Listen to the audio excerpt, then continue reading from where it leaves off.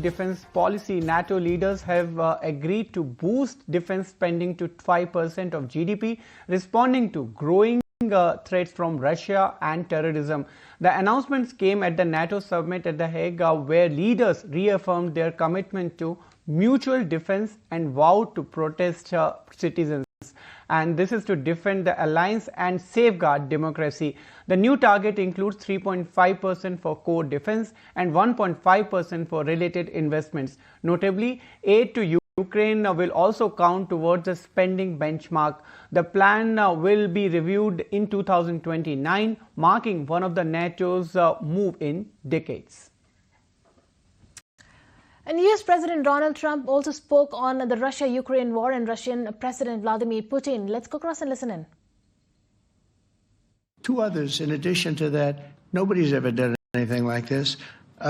No, I consider him a person that's, I think, been misguided. I'm very surprised, actually. I thought we would have had that settled easy. I've settled 4 of them in the meantime. But he did call up, and he said, he's close to Iran. He'd like to help us get a settlement. I said, no, you help me get a settlement with Russia.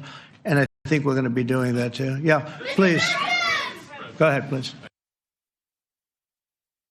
Donald Trump also made important comments on comparison with Hiroshima. Speaking at NATO summit in the Netherlands, US President Donald Trump made a huge announcement saying that the US and Iran will talk next week. Trump also controversially compared the outcome of June 22 airstrikes to the decisive end of World War II, when the US dropped atomic bomb on Hiroshima and Nagasaki.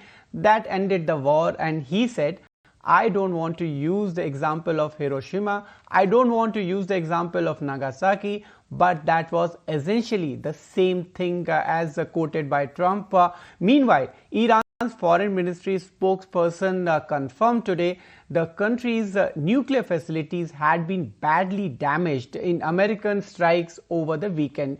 Let's listen into what Donald Trump had to say. At a site like that, very, very hard to build. Very, very hard, very expensive. They spent trillions of dollars trying to do this thing, and they didn't come up with it. And we're actually getting along with them very well right now. But had we not succeeded with that hit ended the war. That hit ended the war. I don't want to use an example of Hiroshima. I don't want to use an example of Nagasaki. But that was essentially the same thing. That ended that war. This ended that with the war.